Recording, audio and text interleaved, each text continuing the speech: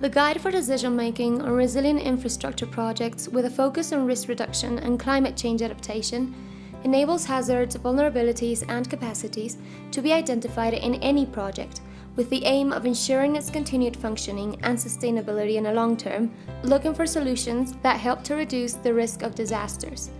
Let's look at an example. In the department of La Paz in Bolivia, on the shores of Lake Titicaca, the highest lake in the world is Guaqui, a municipality which identified the need for a project to install a wastewater treatment system that would benefit the 3,000 people who live there.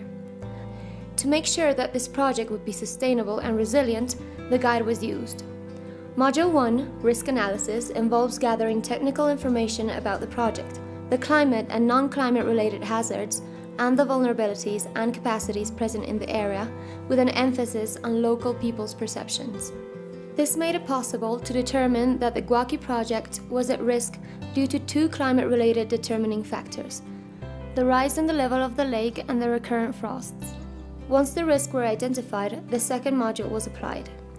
It analyzes three aspects of the project: physical resilience, functional resilience, and adaptation measures.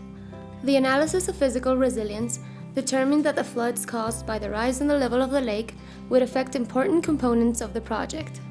And the analysis of functional resilience showed that the frost would make the wastewater treatment less efficient. Taking that information into account, together with how often these hazards occur, the least resilient components could be identified, and these were the priority for the analysis.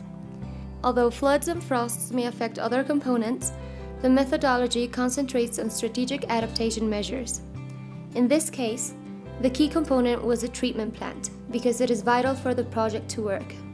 Potential current and future risk scenarios influenced by climate change were developed for the least resilient priority component, and in response to these scenarios, possible adaptation measures were proposed. Finally, the third module was used to determine the economic viability of the measures identified, factors such as investment and costs due to damage and losses that will be avoided. By including these measures in the project, the result would be a saving of $7 for every dollar invested.